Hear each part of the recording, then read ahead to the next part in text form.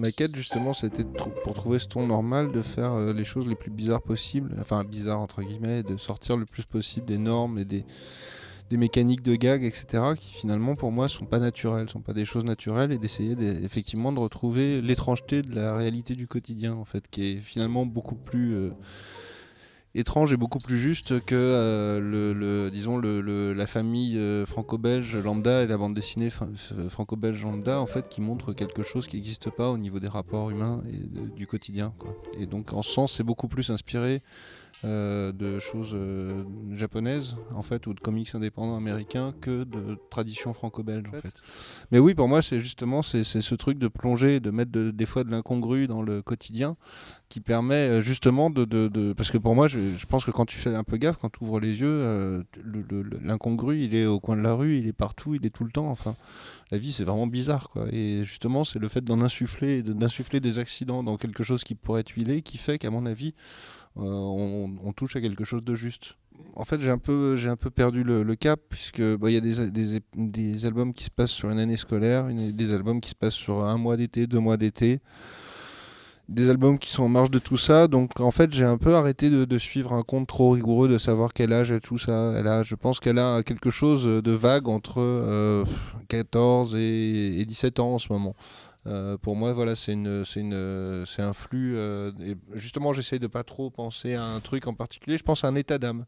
J'essaye de décrire un état d'âme particulier, comme dans le tome 6 où je parle de ce que j'appelle l'âge de cristal, où je parle de quelque chose en particulier sans parler d'un âge, parce que c'est quelque chose qui peut frapper un adolescent, comme le cimetière des autobus, à 13 ans, à 12 ans ou à 15 ans. Des états de grâce ou de déprime, ou tout ça, de l'adolescence, ou de la vie de manière générale, parce que ça peut aussi concerner des adultes. Oui, c'est ça qui est pas évident, parce que pour moi, en même temps, j'ai conscience que Lou, c'est un personnage un petit peu caméra. C'est-à-dire que c'est un personnage un petit peu transparent. Pour moi, le principe de Lou, c'est un peu comme Tintin, c'est une sorte de coquille vide. Et surtout, ce qui est intéressant, c'est ce que les gens vont mettre dans les pensées de Lou, dans ses non-dits, dans ses silences. Et c'est là où ils vont pouvoir se projeter à l'intérieur de la série. C'est via ce personnage-là. C'est finalement le personnage qui a peut-être le moins de personnalité. Même si je donne quelques pistes sur ce qu'elle est dans le premier tome, assez rapidement, en fait, je lâche la bride là-dessus et je laisse justement le lecteur l'incarner quelque part. Ouais, c'est marrant parce qu'elle me dit souvent on a grandi avec Lou. C'est-à-dire que c'est comme si elles étaient à ses côtés, mais pas comme si... Voilà, il y en a quelques-unes qui s'identifient en disant effectivement Lou c'était tout à fait moi, parce qu'elle était comme ci, comme ça, déjà des choses différentes finalement, parce qu'elles y mettent tous quelque chose de perso. Mais l'idée c'est plus un personnage qui va accompagner, ou encore une fois qui va être le point de vue qui permet d'explorer ce monde, parce que pour moi la vraie histoire elle se passe entre les personnages secondaires et leur rapport, en fait. Le ballet incessant de Lou et Tristan, c'est quelque chose d'un peu stérile, c'est le fond de la mécanique de l'histoire, mais c'est pas ça le principe, en fait. Oui, enfin là particulièrement cet album-là, le 7e, c'était aussi l'espèce de dernier grand round d'honneur avant le 8e, et je voulais que ça soit justement un album choral et ça a été pour ça qu'il a été assez compliqué à écrire, c'est parce qu'il y avait vraiment, j'ai essayé de les mettre tous en avant, et il y a une vingtaine de personnages, un peu plus je crois, je sais plus, pour 46 pages, donc ça veut dire que si tu veux que tout le monde ait son mot à dire, sa petite histoire, etc., t'as même pas 2 pages, tu vois, finalement, d'existence, donc tu es obligé de distiller tout ça et d'en mêler les fils et les destins pour structurer les 46 pages, et pour que tout le monde soit réparti là-dessus, sans qu'on ait l'impression qu'il y en ait trop. Et que bien sûr, que toutes ces destinées se heurtent, et que tous les nœuds d'histoire, en fait, enjolivent et se servent les uns les autres. Oui, et puis je crois que j'avais déjà fait ça plus ou moins dans le tome 4, qui avait à peu près la même densité, même au niveau du texte. Donc c'est pour ça que je l'avais déjà... Alors, en fait, le tome 4, je l'avais dessiné sur un format géant en grand aigle, avec de l'encre de Chine, et enfin de façon en trad, et comme je l'avais dessiné en très grand, je faisais des grandes bulles pleines de texte et tout, et je m'étais rendu compte que finalement c'était un peu petit à la parution, mais que ça donnait une densité qui était intéressante. Et cet album-là, qui est un miroir du tome 4, je voulais retrouver à la fois cette densité, et aussi le fait de sortir le plus possible des mécaniques de 46 pages régulières. Mais j'essaye depuis le début quand même de casser ça de temps en temps quand c'est possible. Peut-être dans celui-là ça se voit un peu plus. Et surtout il y a des audaces comme la double page muette ou la page de la cabane, qui sont des choses, voilà, quand tu disposes de 46 pages, griller 3 pages sans texte, tu as intérêt à faire quelque chose d'intéressant et de dense au niveau narratif. Déjà, en fait, moi j'adorerais travailler sur de la BD muette. Je trouve que c'est super pur et super joli d'arriver à faire ça, d'arriver à faire passer des choses là-dedans. Et là, vraiment, l'idée de la double page, donc 32-33 du tome 7, donc avec ce soleil éclaté, enfin dans la mise en page en bas, c'était de faire comme une espèce de jeu de loi géant. C'est-à-dire qu'il y a un sens de lecture, effectivement, qui peut être celui-là, qui peut être un autre, dans lequel le lecteur peut se perdre. Et en fait, tu peux interpréter tous les regards que se lancent les personnages.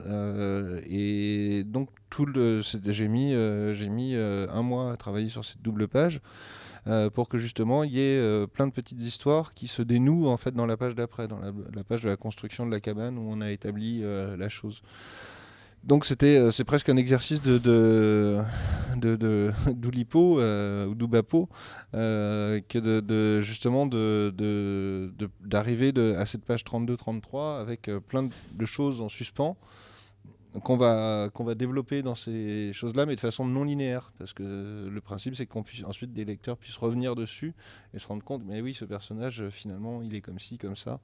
Et ça, c'était déjà en place à ce moment-là, et tout ça. Donc c'est une sorte de jeu, et ça ressemble de toute façon à un jeu de loi. Ouais, il y a quelque chose pour moi entre le tome 2 et le tome 4 aussi, parce qu'il y a ce côté choral avec tous les personnages et ce thème estival.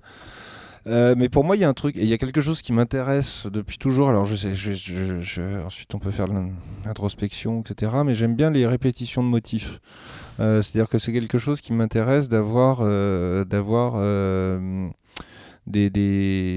des motifs et des thèmes revisités et des choses, que ce soit des gags, des phrases qui reviennent ou des portions de dialogue en fait, qui même là-dedans en fait il y a ça en permanence avec des personnages qui ont des sentiments déjà vus parce que le lecteur en fait relit toujours la même chose et donc c'est jouer un petit peu avec ces flux et ces choses, ces répétitions. Et puis c'est aussi quelque chose qui fait partie du quotidien, c'est-à-dire que quand t'es gamin, voilà, tu passes plusieurs fois tes vacances au même endroit, il se passe à peu près les mêmes choses et ça devient. Mais l'été que tu as passé cette année-là parce que tu étais avec tes copains ressemble pas à l'été d'il y a 3 ans parce que tu étais toute seule ou tout seul, quoi. Donc voilà. Oui et non. Alors c'est marrant parce qu'effectivement, ensuite, moi j'aime bien faire des choses qui laissent libre cours à l'interprétation. Alors on peut l'interpréter comme ça. Pour moi, et effectivement, il y a des personnages ou des phrases qui vont dans ce sens-là.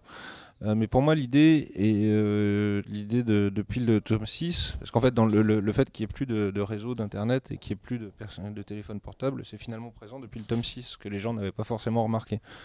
Parce que les cristaux avaient en fait détourné l'attention, sachant que le 7 est une préquelle du 6. Donc il y avait déjà au niveau du tome 6 depuis longtemps ma volonté de m'affranchir de l'époque et justement de ce truc de messages, de texter, du fait qu'on a toujours la tête plongée dans nos téléphones, à s'envoyer des trucs, à être sur des réseaux sociaux, etc. Ok, c'est présent dans la vie quotidienne, mais finalement j'ai pas envie de faire des histoires là-dessus. C'est-à-dire que c'est présent, mais ça sert à rien de faire, parce qu'on est en 2016, de faire une BD avec des ados qui vont avoir la gueule dans leur portable, parce que ça se trouve dans 3 ans on aura trouvé autre chose, on aura des lunettes et que ça sera plus d'actualité, mais par contre les histoires d'amour, il me semble que ça sera toujours d'actualité. Donc c'était aussi une volonté depuis le tome 6 de quelque part casser le monde de Lou, et je veux pas du tout faire un pamphlet contre la technologie là-dedans, parce que je suis un enfant du web aussi et de la technologie, etc. Et des réseaux de communication, c'est très intéressant tout ça et c'est formidable, mais c'est juste une façon de décaler légèrement le monde de Lou, et simplement pour moi cette histoire de réseau qui n'existe plus, c'est surtout une façon de parler de la fin d'un monde, qu'on présente aux gamins de façon absolument apocalyptique la plupart du temps. Et pour moi, c'était surtout une façon de parler d'un monde qu'ils connaissent pas encore, mais qui va être formidable, en fait. Et dont ils vont grandir dans un monde qui va plus être le même que le nôtre, évidemment, mais ils en auront pas conscience parce que ça sera leur monde, en fait. Donc, c'était cette volonté de montrer une espèce de fin du monde douce et apaisante. Bah oui, ça fait partie aussi de mes convictions. Alors ensuite, c'est drôle, il y a des gens qui ont descendu l'album en traitant de bobo et des choses comme ça. Ce qui est drôle, de se faire traiter de bobo. Alors, j'assume plus ou moins le truc.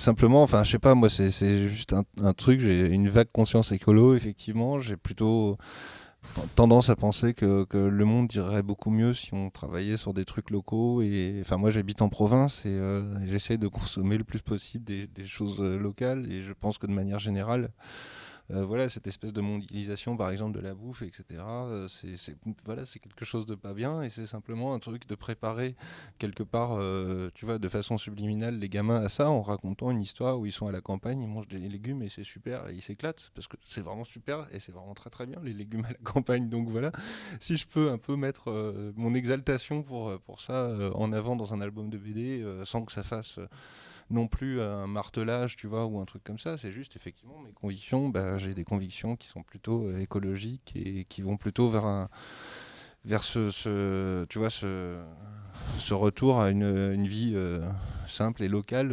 J'aime bien le concept, quoi. É- Écoute, j'ai l'impression très bien. Là, ça fait quelques jours que je suis sur le festival et donc j'ai plein de retours adorables et tout. C'est super. Ensuite, pour moi, le truc sur l'amour, en fait, c'était ce qui s'est passé, c'est que quand j'ai commencé à écrire l'album, c'était au moment de l'année dernière où il y a eu les attentats et toutes ces histoires, où on était dans un truc complètement anxiogène. Et j'ai pas échappé au truc, j'étais angoissé, j'étais pas bien dans ma peau. Et je me disais, bah mon Dieu, dans quel monde j'élève mes enfants, etc. Et puis bah, je m'en suis calmé, je m'en suis sorti en lisant des livres. Et entre autres, j'étais tombé sur le Banquet de Platon, que j'avais lu à l'adolescence, que j'avais pas trop compris.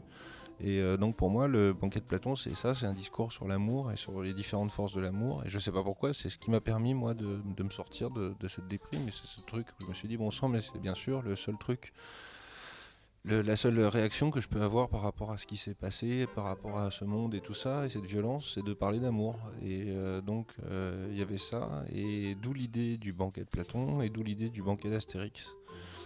C'est-à-dire que pour moi c'est un croisement entre les deux, c'est-à-dire que dans Astérix j'ai toujours aimé la scène du banquet, j'ai toujours rêvé de voir l'album qui se passerait après ou pendant le banquet en fait. Et donc pour moi c'était un peu le fait de réaliser ce fantasme. Et donc à partir de la page 38 en fait on rentre dans le banquet d'Astérix et sur ce qui se passe après le banquet en fait.